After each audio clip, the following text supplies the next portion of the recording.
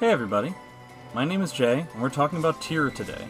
If you haven't watched my video titled I Got Every Character in Soul Calibur 6 to S rank and this is how I did it yet, please do so, as I'll be going through this character in the same format that I discussed topics in that video, and I'd rather not make the same disclaimers in each video. Tira was easily the most fun run I had during my S rank experience out of all the characters I had never played before. She has a certain amount of inconsistency inherent in her gameplay, and her meter gain isn't all that great, I guess. These are the only weaknesses that keep her from being potentially the best character in the whole game. And it isn't difficult to play her at all. What do you want? You want neutral gameplay? You want strings? You want damage? You want maneuverability? You want mix-ups? Just generally cool stuff? I mean, literally, everything you could want is here for you if you can stand not getting your stance changes sometimes. When it comes to block punishes, nothing on -10. -12 you have AA for 4K. 14 you've got BB and Jolly, or you have 3AA/3A plus B in Gloomy. 16 you've got 6B or 6K into 6B. -18 you've got 3B. Block punishment for Tira is pretty strong, and one thing you'll find pretty common among all fundamental strengths with this character, it's stronger in Gloomy rather than Jolly. You don't have anything at -10, which is typical, and -12 is just a simple AA in most places. It's important to note Jolly AA is pretty mediocre. It's just neutral on hit. Gloomy AA, though, is +6, which is crazy for an AA. Once you get your spacing down for this, you'll want to start replacing AA and Jolly with 4K for the possible stance transition and huge damage if you get it. -14, it's kind of the same thing in the sense that Jolly gets something small like BB, you can go like BBB if you want, but Gloomy gets massive damage out of this. And you can bet I'll be talking about this string a lot more later on. Luckily for I-16 Punish, it's the same in the sense that 6K for the most part, where you can get 6B as a follow-up in Gloomy. For I-18, you've got your 3B regardless of stance. For Wall Rising, Tira's game plan is pretty simple. Wall Rising K for fast punishes, Wall Rising B for heavier punishes.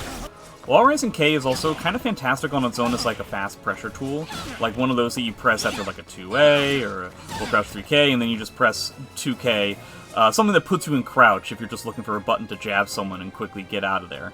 The spacing it leaves you at is really nice. Wall Rising B would be for heavier whiffs and punishes, and is honestly pretty great as the damage is significant, and ends in a stance change opportunity.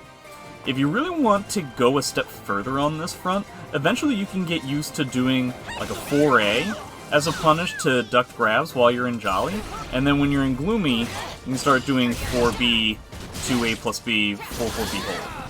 I've only seen this at the top levels, though, so best not to worry about it just yet. Tira's Oki is fine. As with everything, the damage is huge in Gloomy and not in Jolly. For Jolly on good, non-techable knockdowns, you've got 6B, and you've got 1B. A mid and a low. Gloomy, you've got 6B, and you've got 1K. For virtually similar spots. She has a lot of situations where to get Oki, you need to take a bet, and it's reasonable that in these spots, Tira can actually play lamely enough to where you don't need to really push for your Oki. You'll be fine without it. Otherwise, you can take a bet on 6A, regardless of stance, in those spots where people tech back and sidestep, but this is less risky in Gloomy, slightly less risky.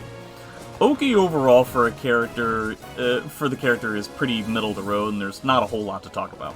One thing I personally love for spots like this, where the opponent respected my options and stayed blocking, was full crouch 3A. I'll probably talk about this move later on, but yeah, this move is great for being just annoying in places where range isn't an issue. For Tira, there isn't much to say about grabs, and they don't really play a heavy role in her gameplay. The back grab gives good Oki. You'll get your typical 6B or 1B in Jolly, or 1K in Gloomy, mixed with whatever mid you like. The front grab is a deckable knockdown that doesn't provide much of a follow-up, but does provide ring-out potential. If you had to choose between the two in an average spot, definitely the back grab is the way to go. Keep track of how your opponent breaks and see if they'll give you the front grab for free because they'd rather not deal with the Oki. And the reverse of that when the front grab will ring out. The only other thing I'll mention about Tira's grabs is Gloomy Soul Charge and or Coda for the 6-6 command grab. This thing is literally unbreakable, but it is a true vertical, meaning people can sidestep it without much of an issue. So gauge your opponent's comfortability with this mechanic by seeing how often they step when you're in their face, as this will be pretty scary to anyone used to it. If they keep stepping, then you'll just have to go with other means of applying pressure. If not, just check if they're twitching, twitch ducking. Otherwise, it's grab for days, you know? So for the overall game plan, honestly, just have fun. There's not necessarily a way to go wrong here. Just keep notice on your stance transitions, and any style you want to play should be fine. Optimally, the best way to play the character is defensively. Her backstep is comically good. And if you've played other characters or plan on going back to other characters after this, you'll get spoiled by how easily Tira just gets out of situations by moving back. Wait for your opportunity, bait out the opponent if they go for strings or preemptively mash, then press that CE button that has half-screen range or fire off a 3B or a poke.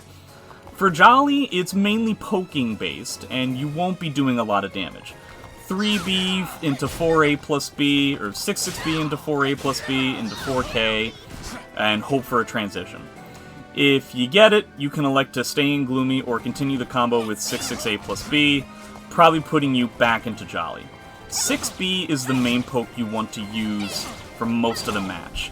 You've got 6BB for people who try to duck the second hit of the string, 6BK for people who try to step the second hit, and 6B on its own for people who respect the string in general. 6-6B on counter hit gives you another 4K opportunity. There are so many good and fun pokes to talk about. 1B is a solid low. You've got the 6A strings, 6AA, 6AB, 6A on its own. You've got 4A for a whiff punish. You've got 2-2K for a safe Hori mid. You've got 2-2A for a bigger damage Hori mid, which gives you another 4K opportunity.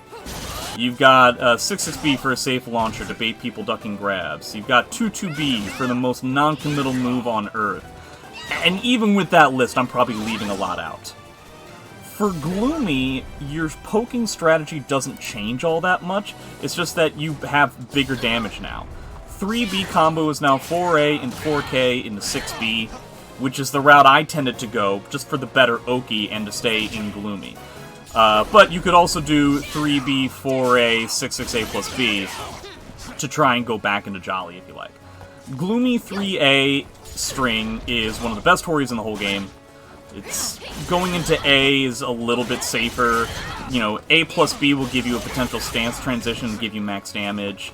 4A is one of my favorites here. It's a high, but it's safe and tons of damage, comboing into 6-6K into great Oki. 1K is now your low, rather than 1B. You've got 6B for super long-range pressure. You've got the 6A string. 2-2A hits a lot harder now. And some of the other pokes like 2-2K stay the same. Defensive gameplay overall is clearly the way to go, but have fun with your well-balanced options everywhere and see how you feel, as there isn't too heavy of a risk to any type of style on any character since your backdash can continue to keep yourself out of harm's way. Like I said before, this character was the most fun I had during my S-Rank adventures, and I don't think it'll take you long to see why. Keep things simple at first, rely on the strong movement and pokes, and the rest will just simply fall into place naturally over time. Yeah, let me know how that goes, do all the normal YouTube stuff, like and subscribe, and I'll see you for the next character, yeah? Thanks very much.